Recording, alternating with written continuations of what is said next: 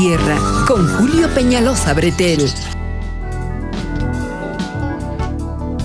Buenas noches, bienvenidas y bienvenidos a Cable a Tierra. En esta oportunidad converso con Carlos Romero, que fue por muchos años ministro de distintas carteras en los gobiernos de Evo Morales, pero principalmente ministro de gobierno.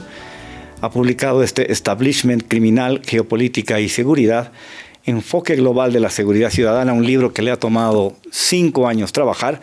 Vamos a hablar de este tema y por supuesto que vamos a hablar de la política boliviana, de lo que ha pasado con el MAS y PSP. Ya lo hemos abordado con otros protagonistas, este asunto que es de importancia para nuestra vida pública. Vamos a conversar esta noche con Carlos Romero. Bienvenidas y bienvenidos.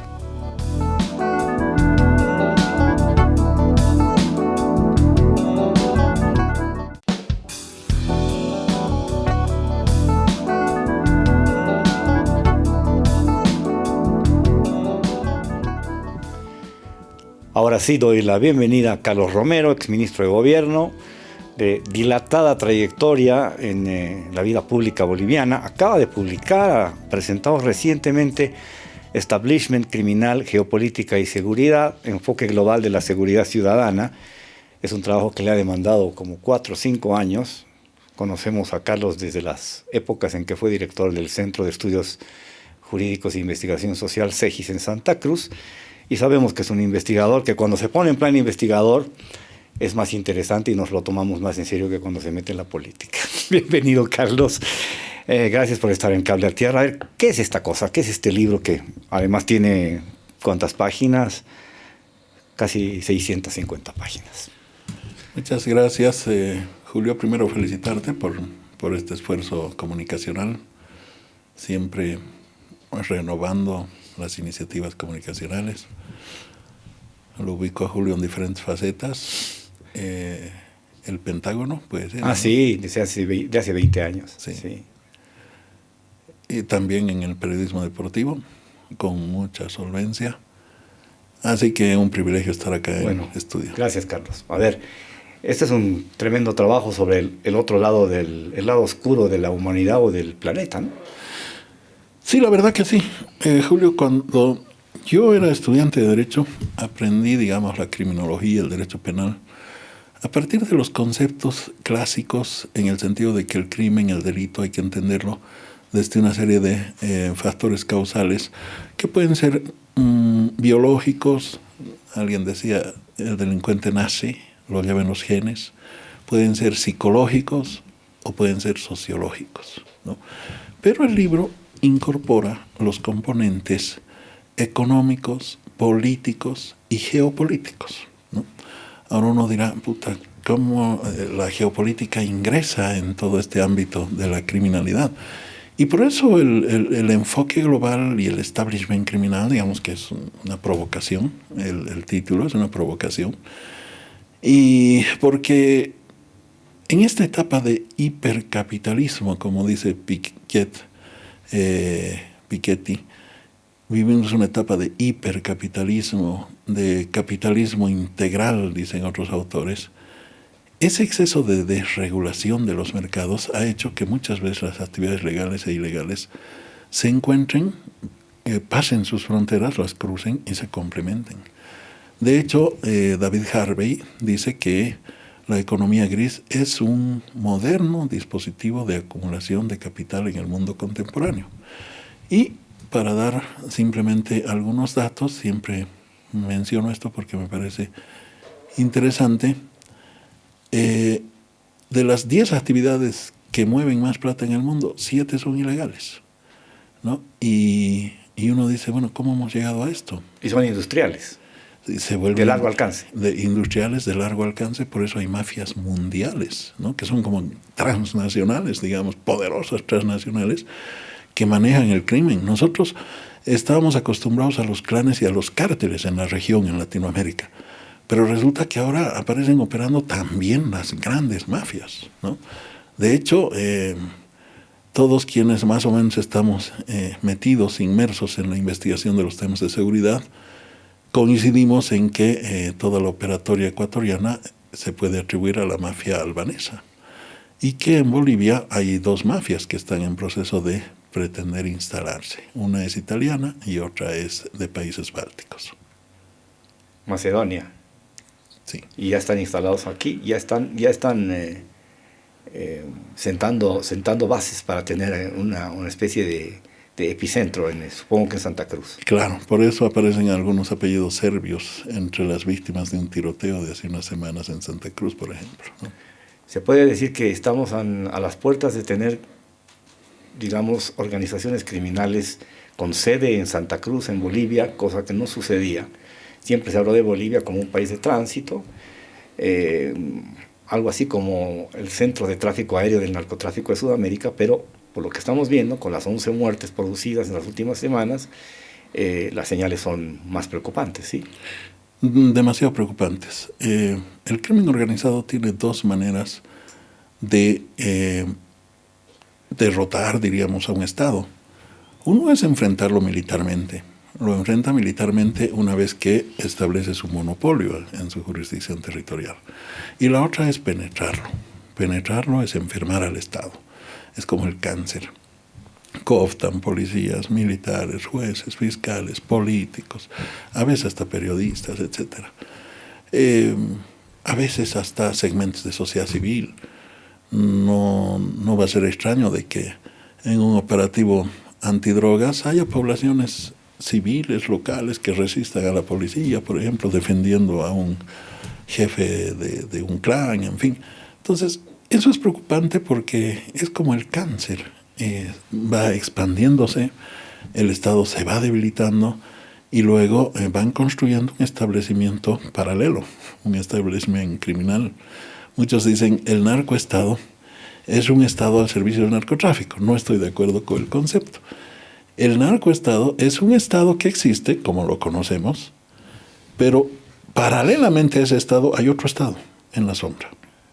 Y ese Estado formal tiene que lidiar con este otro. Los colombianos llegaron a viabilizar su constitución en el 91, una vez que los narcos dieron su visto bueno al texto de la constitución. ¿Qué observaban los narcos, encabezados por Pablo Escobar? Que se prohíba la extradición de nacionales, de ciudadanos nacionales colombianos a otros países.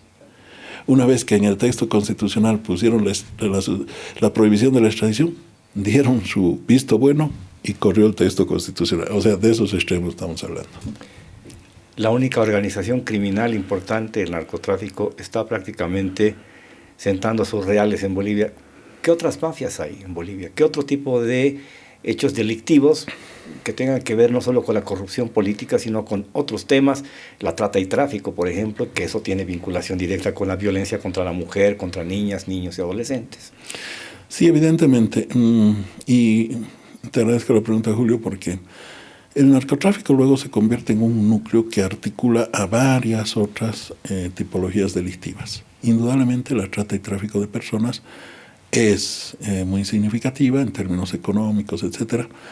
El tráfico de capitales, el tráfico de armas, el tráfico de recursos naturales, el tráfico de oro, el tráfico de mercurio, el tráfico de pasta base de cocaína, pasta base para el procesamiento de cocaína más bien, el tráfico de vehículos indocumentados, el contrabando. ¿Por qué llegan a interconectarse? Porque comparten rutas. Las rutas son rutas clandestinas muchas veces. Comparten servicios de seguridad.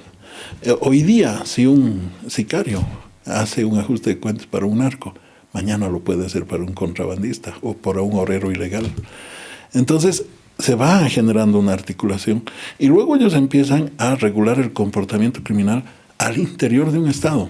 ¿Por qué? Porque cuando uno presiona al narcotráfico, el narcotráfico disloca, diríamos, como dicen los policías, la presión policial, activando secuestros, atracos, asaltos, ¿no? Y entonces la policía tiene que empezar a trabajar en varios frentes y ellos disminuyen su presión.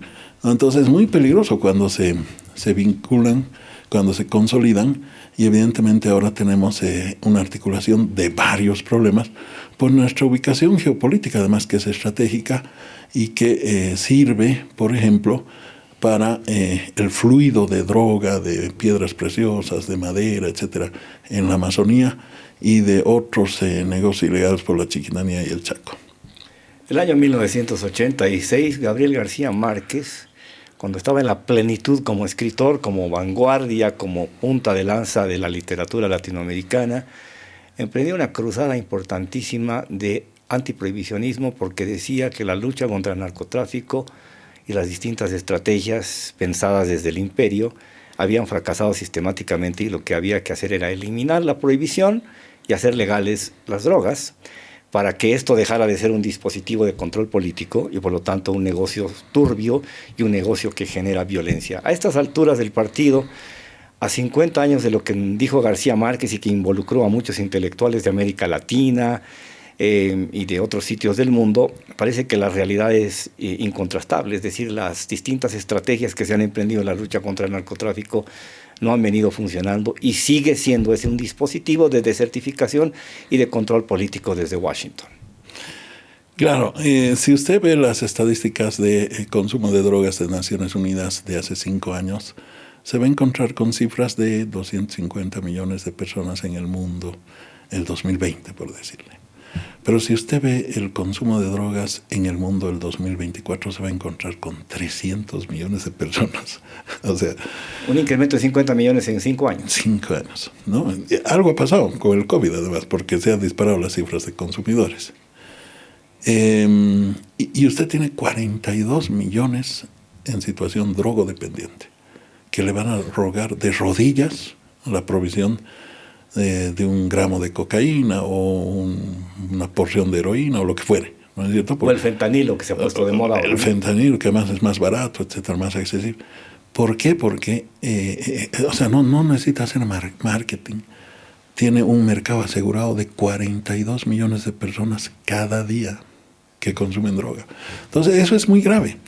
Y evidentemente no es un tema que hay que abordarlo unilateralmente, es la responsabilidad compartida, es una construcción categorial que se hizo en algún momento. Yo sigo pensando que la categoría esta es precisa, porque obviamente hay producción, hay consumo, hay comercialización, etcétera. Pero además, evidentemente, los modelos más rígidos que se han puesto en práctica no han dado resultado. Y no solamente, Julio, en este tema, en cualquier tema. Yo por eso en el libro lo desarrollo. Soy crítico de las corrientes punitivas rígidas que le declaran la guerra a todo, porque eso es populismo punitivo, ¿no? Populismo penal. Estoy pensando en Bukele más o menos, ¿no? Hay que hacer un trabajo de control, hay que hacer un trabajo punitivo, evidentemente, pero hay que hacer también un trabajo preventivo, porque solo la punición no da resultado. O sea, en Colombia le han metido 300 millones de dólares año. La DEA ha estado presente, han multiplicado sus operativos, desbarataron a los 3 grandes cárteles y luego se les multiplicaron los mini cartelitos como hongos, ¿no? Entonces, no han dado resultado estas estrategias violentas, radicales, qué sé yo, no han dado resultado en las favelas de Brasil, en fin. Y evidentemente muchos dicen, si esto no funciona, busca otras alternativas. Una es legalización total, ¿no? Para que sea transparente y bueno... y esto deje de ser un negocio ilícito. Y deje de ser un negocio ilícito que activa además otros mercados ilícitos y oscuros, ¿no? Otra posición dice, vamos por un punto intermedio, ¿no? Flexibilizaremos algunas cosas, seremos rígidos en otras. Como ha hecho Mujica en Uruguay. Como ha hecho Mujica. Con el cannabis, la marihuana que se puede vender en farmacias. Y lo han hecho también en varios estados de Estados Unidos, Julio. Sí, unos 17 estados, sí, en California, entre otros. Lo han hecho muchos países europeos, ¿no? Holanda, Dinamarca, en fin. Entonces, no sería mala idea explorar estas corrientes intermedias.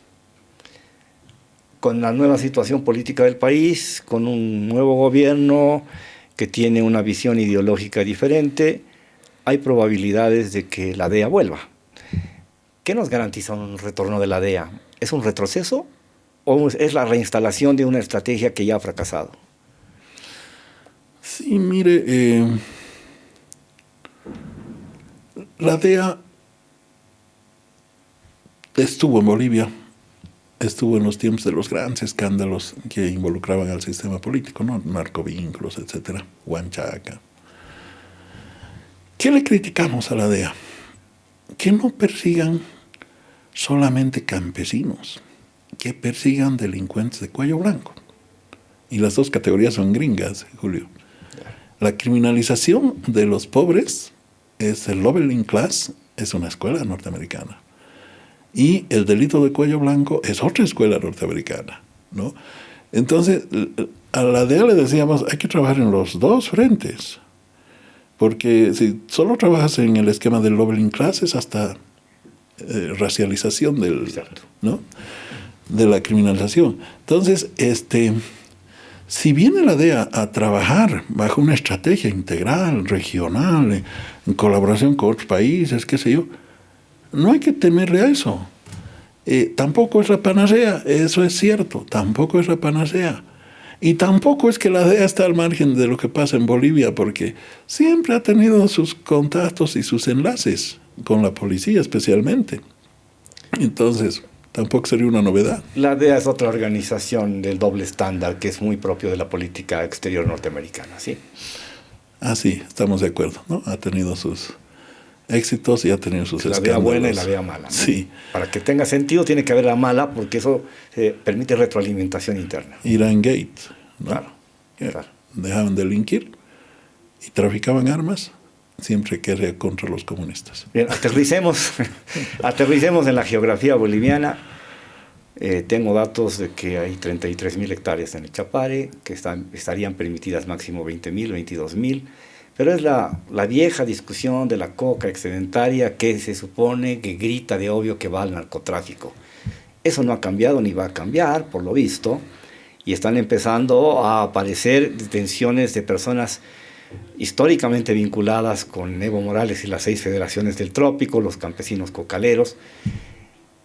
¿Cómo se ha reactivado esto? Es decir, un ex-zar antidrogas que ha estado trabajando durante los 14 años prácticamente el gobierno de Evo Morales, aparece probablemente inmiscuido en la fabricación de cocaína, no es ni siquiera el tráfico, una cosa paralela o secundaria, sino que está en el corazón del problema y ya no pasa por el tráfico porque Bolivia sea un lugar de tránsito, sino un lugar de producción. Bueno, vamos a ir de lo general a lo particular. Bolivia ya no es un país de tránsito, evidentemente, es un país de producción y de comercialización, además de ser un país de tránsito, así nos reclasificó JIFE, la Junta Internacional de Fiscalización de Estupefacientes. Segundo, hay envíos de droga escandalosos desde Bolivia en los últimos 5, 6 años tal vez. Sí, se ha multiplicado, pero terriblemente. Ha habido un descontrol desde el COVID. No solamente en el caso boliviano, en el caso de la Amazonía, que compartimos 8 países, está totalmente descontrolada, tomada por el crimen organizado.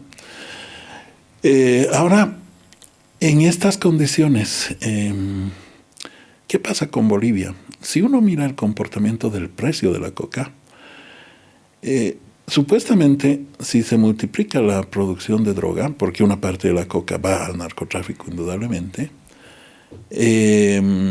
tendría que subir el precio de la coca, ¿no es cierto? Porque habría más demanda.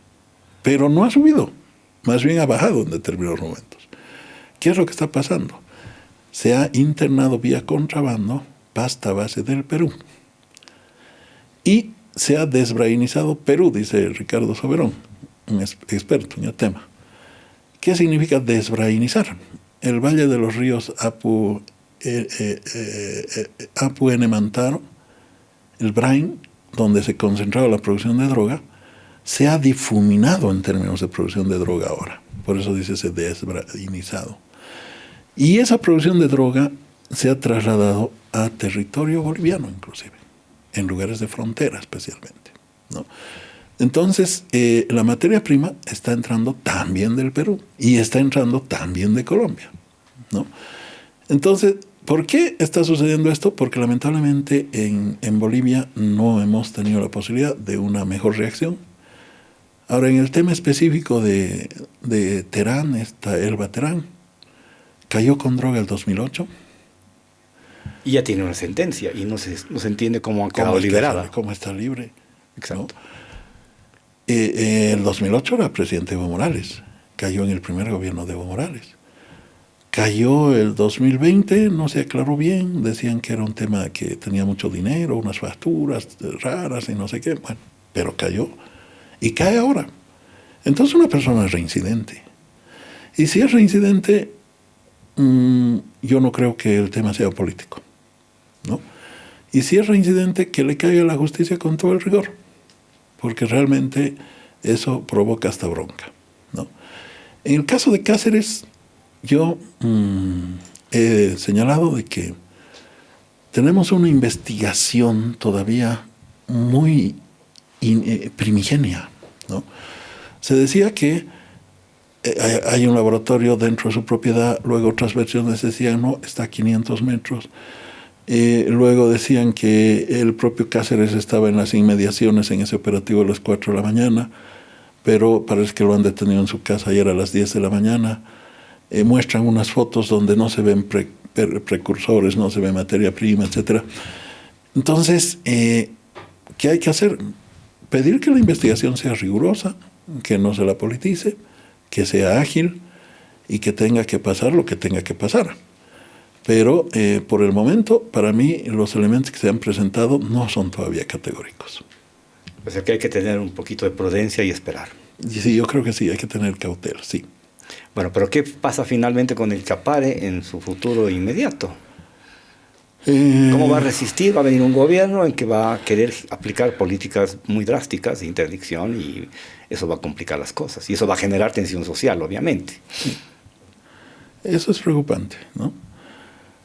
Porque fíjese, Julio, ¿qué hay en el Chapare? ¿Hay materia prima? Sí. ¿Hay procesamiento? Sí.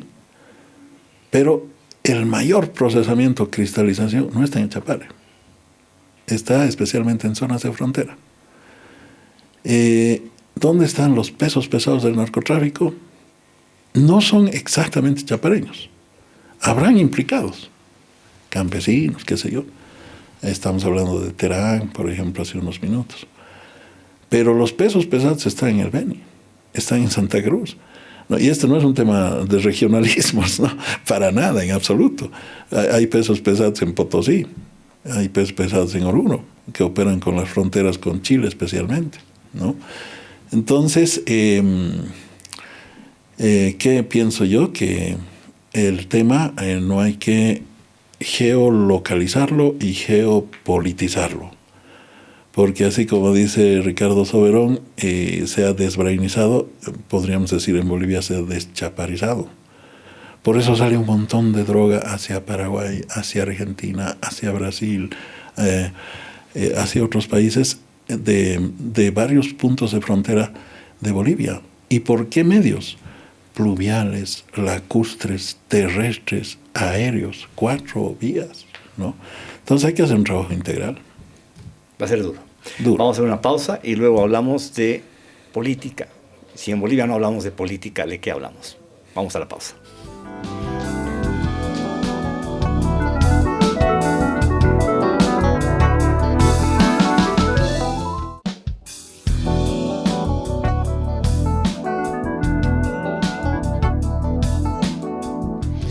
Continúo conversando con Carlos Romero y ahora nos internamos en el tema de la política boliviana.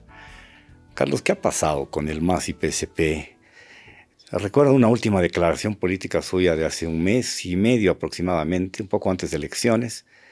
Dijo, no quiero estar en medio de la pelea de gente que en su momento fuimos todos compañeros, me pongo al margen. Pero los hechos reales, usted está metido en la pelea. Y ha estado metido en la pelea de manera muy, muy drástica, muy dura. Y se han sacado los ojos entre ustedes.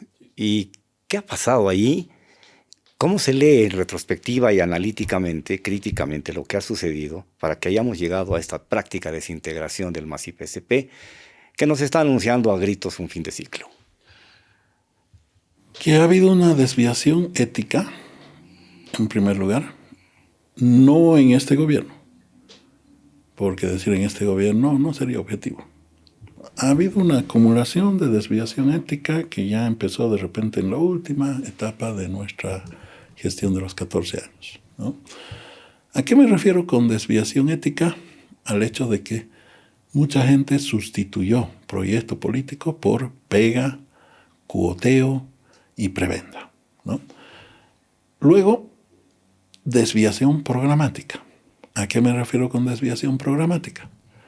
Cumplimos una agenda exitosamente, lo fundamental, la agenda de octubre. Diseñamos una agenda nueva, la agenda patriótica. No logramos aterrizarla plenamente y en algún momento pienso que no fuimos lo suficientemente veloces para aplicar estrategias estructurales en temas que requerían transformaciones estructurales, fundamentalmente gas y litio y mutum, ¿no? A eso se ha sumado de que se ha privilegiado, digamos, la cotidianidad de la gestión pública, perdiendo de vista lo estructural. Y ha habido una desviación político-ideológica porque, es decir, teníamos militantes del MAS que no sabían definir qué era socialismo. Teníamos militantes del MAS que no te podían balbucear dos conceptos políticos. Hemos descuidado la formación política, especialmente en las zonas urbanas, ¿no? Y algún momento cansa, o será que uno se hace viejo también, Julio, pero algún momento cansa, porque chismereríos, disputas internas, uno aparece muchas veces en medio de polémicas que ni se ha enterado, que no toca ver. Intrigas de baja estofa. Sí, intrigas, ¿no? Entonces uno ahí siente que ¿dónde está tu horizonte? O sea, no estoy perdiendo la brújula, digamos. Y entonces ahí yo digo, prefiero alejarme un poco, hacer una retrospectiva, autocriticarme también. Sí, yo fui durísimo en la primera etapa porque fui muy duro para denunciar algunos temas de yacimientos y de narcotráfico. Pero fui duro, Julio, pensando en que se reconduzcan algunas cosas. Y al final los hechos me dieron la razón. Seguramente cometí muchísimos errores. No haber agotado un debate interno, por ejemplo, y sacarlo públicamente con mucha euforia, en fin. Pero ball trading, yo fui el primero en denunciar. Temas de narcotráfico, yo fui el primero en denunciar desde el 2021, en las elecciones subnacionales. Yo dije, el narcotráfico está padrinando candidaturas, especialmente en el Beni. Los narcos aparecían en las camionetas de los candidatos con banderas, ¿no? Porque expresaba o quería expresar por lo menos una preocupación de país. De repente no tenía modos de hacerlo porque había atravesado una etapa medio traumática en mi vida, pero sí me preocupaba una desviación que en ese momento yo consideraba moral, que todavía se podía reconducir, pero fuimos parte de la polarización y por eso a la hora de asumir responsabilidades yo digo los responsables somos todos. Todos tuvimos nuestra cuota de responsabilidad. ¿En qué momento Evo Morales decide que el proyecto termina siendo prácticamente de principio a fin un proyecto personalísimo? Y aquí entra la leyenda urbana de que el entorno que lo ensalzaba es el que tiene la culpa de que Evo Morales se haya obsesionado y se haya salido de la vaina y haya querido ir como caballo cochero hacia nuevamente la candidatura. Pero hay otra versión que dice que no, que ese entorno sí funcionaba efectivamente, le pegaban palmoteadas en la espalda, pero que era al final él solo y nadie más el que decidía. Tengo la sensación de que en el momento en que se le urde toda la intriga a Choquehuanca para sacarlo de la Cancillería, comienza a descomponerse la cosa y ese entorno en el que usted creo que no estaba, o no está y no estuvo, jugó un papel de una influencia, digamos, imprudente, por decirlo de alguna manera. Sí, evidentemente eso. No sé si habrá sido siempre así, grupos palaciegos le llaman, ¿no? Normalmente. El grupo palaciego de Siles Suazo, Tamara Sánchez Peña, Félix Rospigliosi, Sí. famosísimo, sí. Sí, eso existe, evidentemente, ha existido.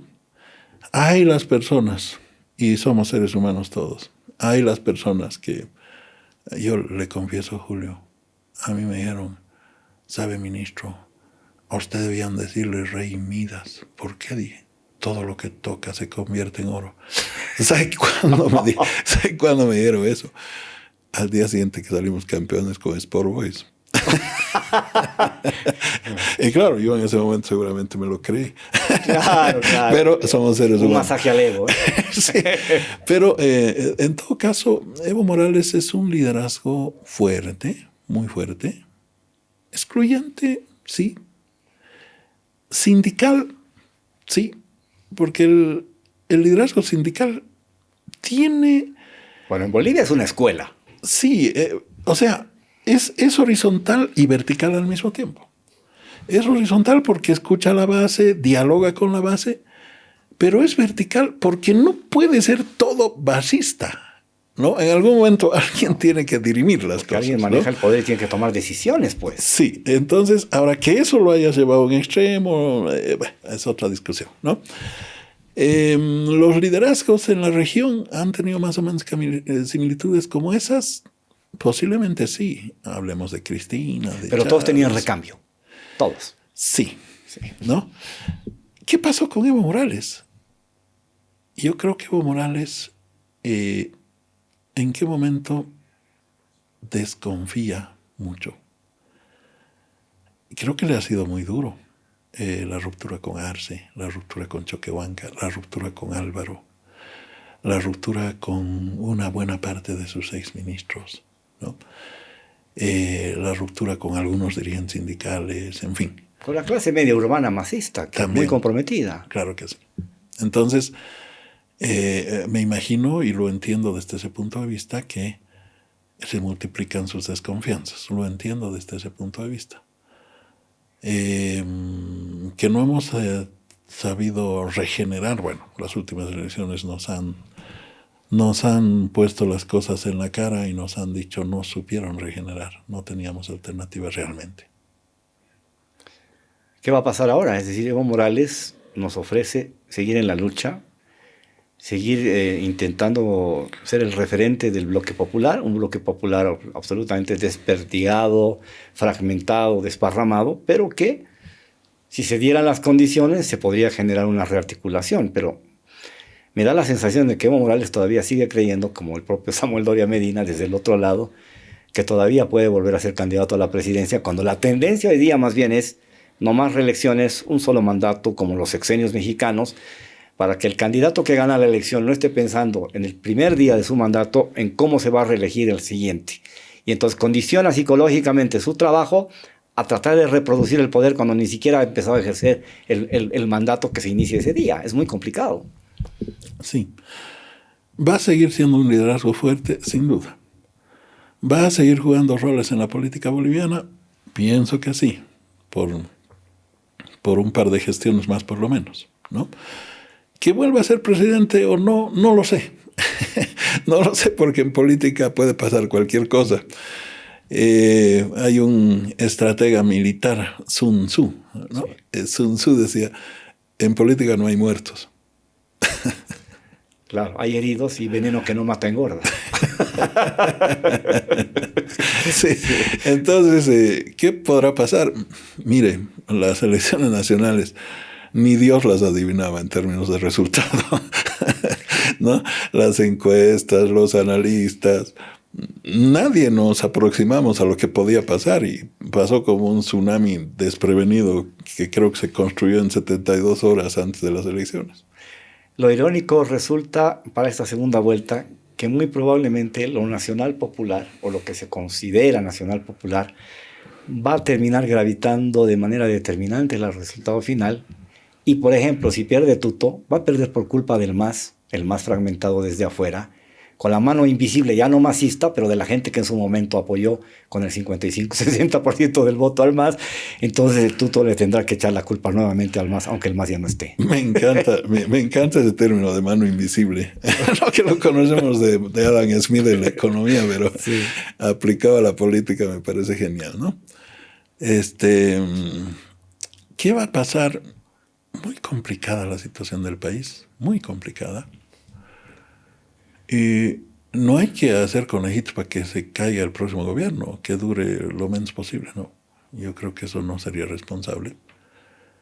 Tiene problemas estructurales que enfrentar que son muy delicados.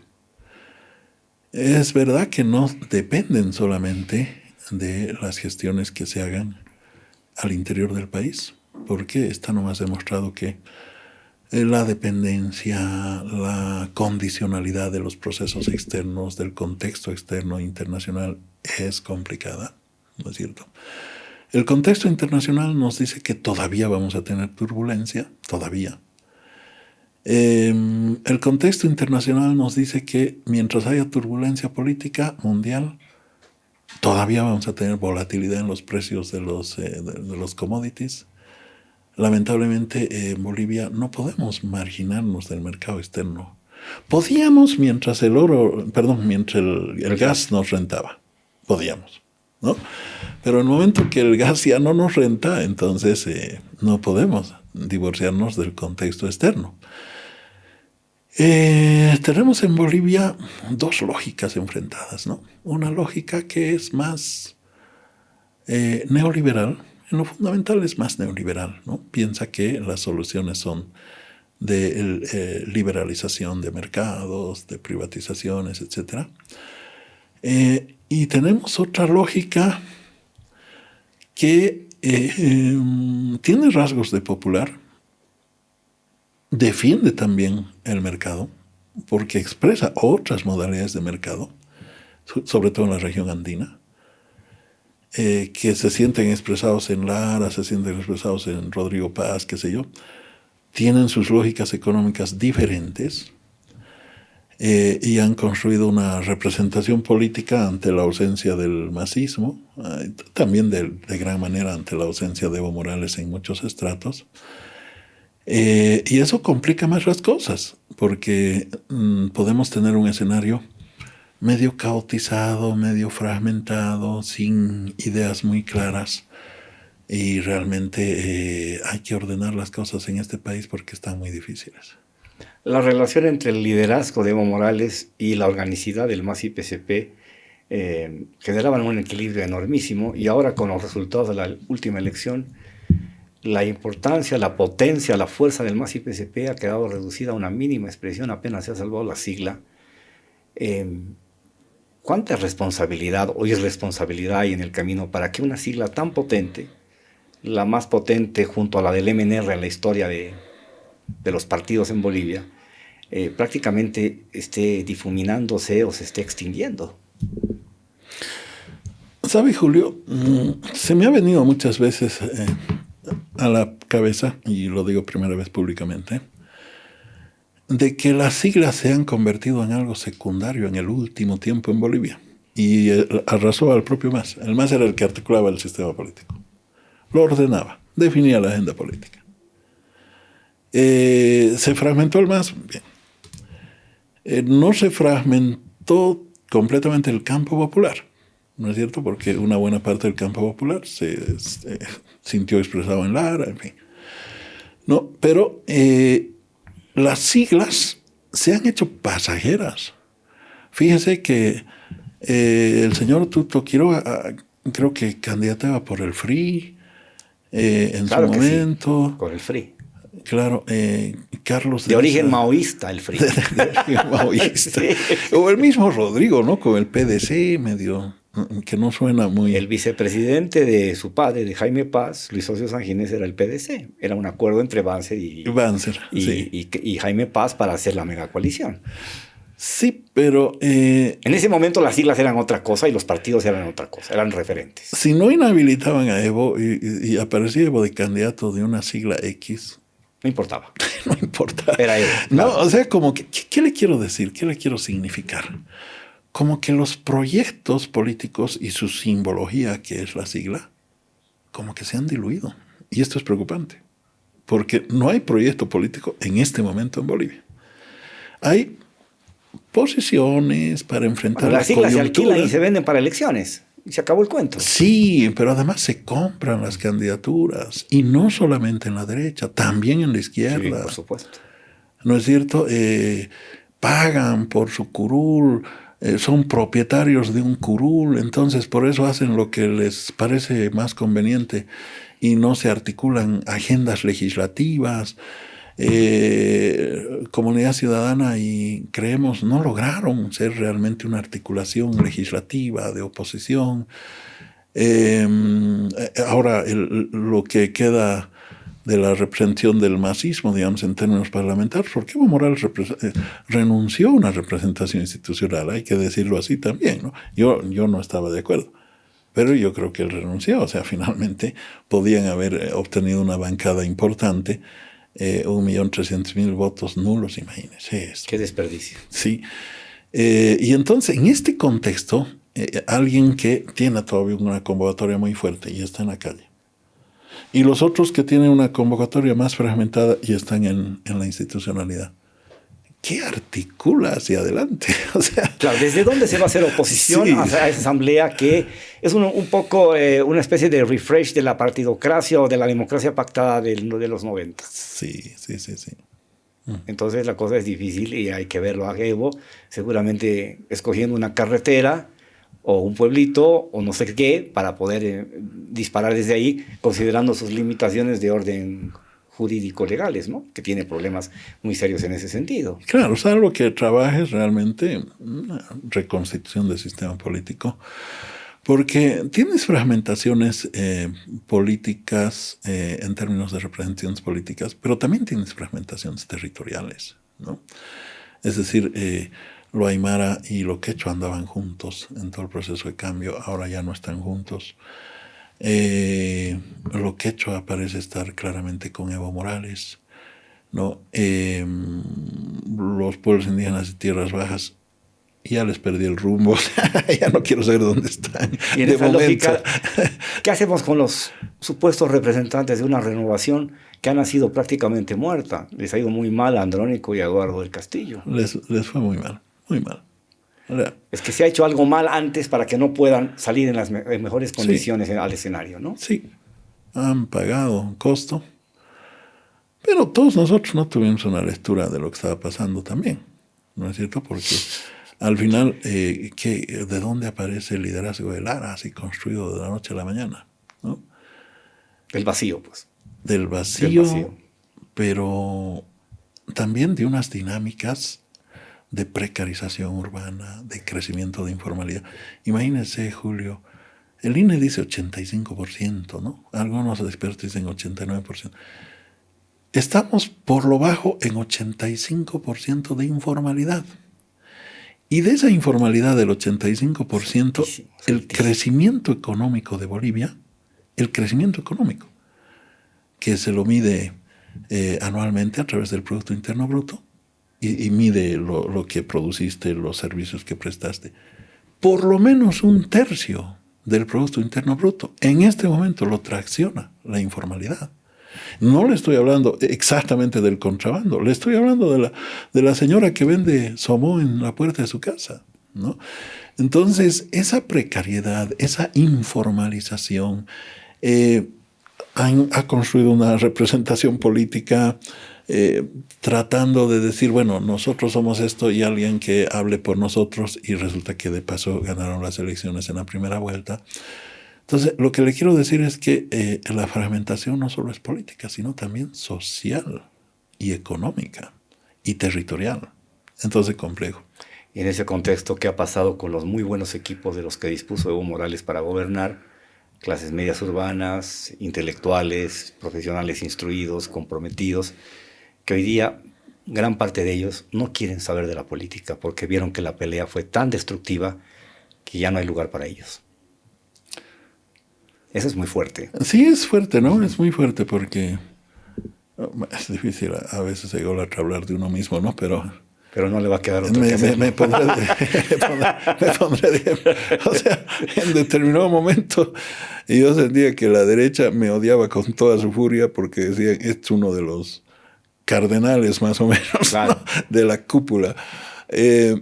Y los masistas no me bajaban de traidor, decían, por culpa de él se ha caído el Evo del 2019. Entonces... Claro, por su amistad, ¿qué? Con Murillo. Entonces tú dices, ¿dónde está el debate político? ¿No es cierto? ¿Dónde está el debate ideológico? ¿No? Y cuando tú ves que muchos de los que se acusa que se serruchan el piso con base en intriga, están cuidando su pequeño espacio, su peguita, su puestito en la dirección urbana o en tal sindicato. ¿Para qué? Para firmar avales y venderlos. O sea, así no puedes hacer política.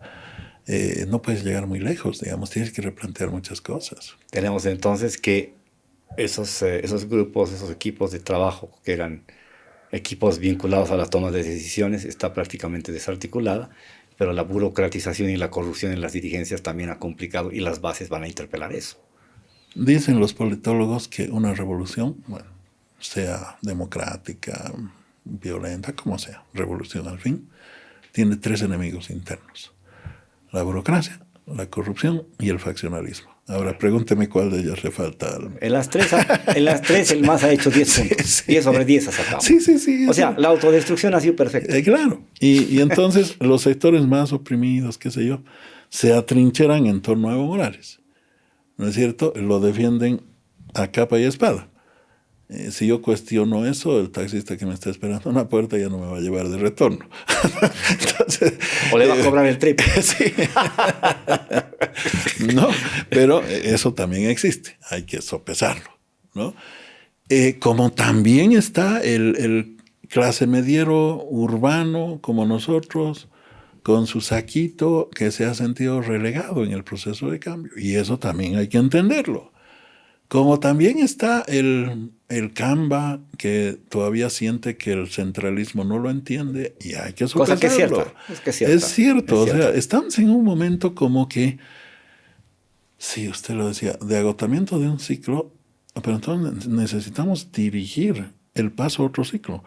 No es malo que se agoten los ciclos. Hay algunos autores que dicen, no, hablar de ciclos es mecanicista y eso es metafísico. No. La teoría de los ciclos económicos la construyó Kondrayev, un ruso brillante, y la utiliza la escuela austríaca, que son los más radicales del neoliberalismo, por ejemplo. O sea, utiliza la metodología. Los inspiradores de Milley. Claro. ¿No? Y al final todos terminamos en el tema de los ciclos, porque los ciclos son como las olas, ¿no? Suben, bajan, tienen su ascenso, su reflujo. Y entonces un poco... eso es lo que hay que mirar ahora, qué está pasando en la región, en el mundo, cómo se vienen las olas en Bolivia. Es un momento de fragmentación, de desideologización, de defensa de tu campo, qué sé yo, conservador o popular, casi por intuición, no por una conciencia plena. Entonces un poco toca oxigenar y reabrir el debate, ¿no? Bien, voy a preguntar algo que tiene que ver con una leyenda urbana, pero se lo voy a preguntar porque esto tiene que quedar inscrito en algún lugar y todavía no está escrito. Yo aspiro que se escriba a partir de lo que me va a contestar ahora. ¿Es cierto que usted hizo 1 y 1000 para intentar ser candidato a la vicepresidencia, serruchándole el piso a Álvaro García Linera? Me va a quedar escrito. Va a quedar escrito. ¿Sí o no? No. No, lo estoy planteando, se lo estoy planteando en términos de provocación, no, pero yo quiero una... Pero va a quedar escrito por la respuesta que le voy a dar. Ah, buenísimo. Eso está bien, ¿no? Eso está bien. Que si yo estaba del otro lado, si a mí me tocaba preguntarle, le ponía una alternativa. ¿Me respondes eso o dices viva Bolívar, digamos? Eso no lo va a conseguir en mí jamás. Eso es imposible. Mire, no. Pero ¿qué es lo que va a quedar escrito? Recibí propuestas, no solamente al interior, sino de afuera, que se ponían a mi disposición importantes plataformas y estructuras para que pugnemos por la vicepresidencia, y mi respuesta fue: esta conversación no ha existido. Y nunca la he comentado. Primera vez lo estoy haciendo. Claro. Porque primera vez que se lo preguntan así como yo, así a la mala. Pero internamente también me han preguntado muchas veces y simplemente he negado, pero no he llegado al extremo de decir, hubieron propuestas dentro del país y fuera del país que me dijeron, le haría bien a una transición, digamos, oxigenar un poco el binomio, ¿no? Pero eso yo no iba a hacer nunca, nunca. Usted, Julio, me conoció en el CEGIS y... Sí, tantos años. Sí, y una vez el señor Almaraz, con quien no hablo hace 2 décadas, creo. Bueno, muchos ya no hablamos con Alejandro. ¿No? No, creo que la última vez hablé... En alguna medida por falta de ganas, ¿no? Sí, no 2 décadas, 15 años, digamos, más o menos, ajá, o un poquito más. Pero una vez él me criticó duramente en un medio de comunicación. Ajá. Y luego vinieron a pedirme la contraparte. Y dije, no voy a responderle. Por una razón. Fue la primera persona que me dio trabajo en mi carrera profesional, ¿no? Entonces, con Álvaro García Linera yo podía tener mis diferencias. Muchas veces me construyeron cosas desagradables. ¿No es cierto? O sea, yo fui elegido senador por Santa Cruz y con una votación espectacular. Habíamos dado seguridad ciudadana, habíamos controlado este tema de avasallamientos, habíamos acercado al sector empresarial, hicimos muchas cosas, era una buena coyuntura y no faltaron, sobraban quienes decían que yo era un infiltrado de la media luna que estaba rearticulándola desde adentro, ¿no? Y algunos hasta me quitaron el habla. Lo aguanté. Para no aburrirme, acepté una propuesta de hacerme presidente del Sport Boys. Entonces dijeron... Al fútbol. Es estrategia Macri. y llegaban a hacer reuniones cupulares de alto nivel para discutir la estrategia Macri. No, entonces,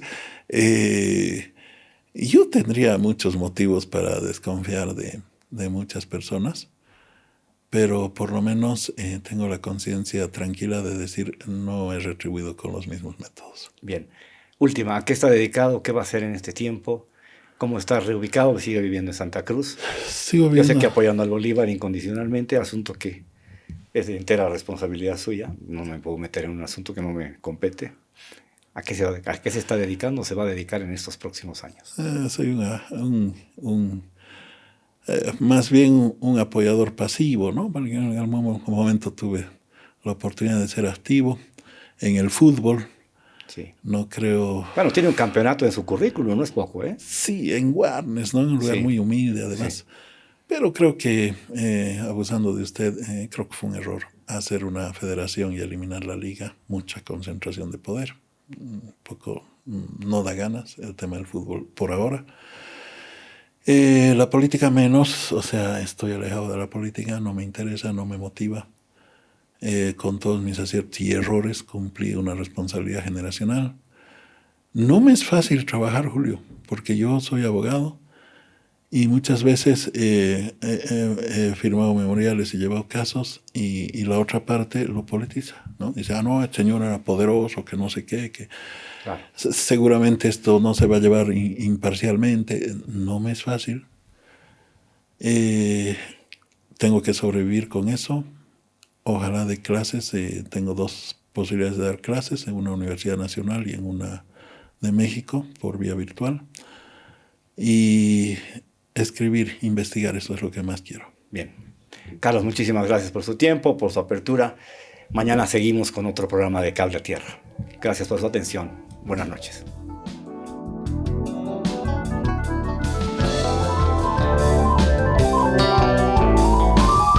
Cable a Tierra con Julio Peñalosa Bretel.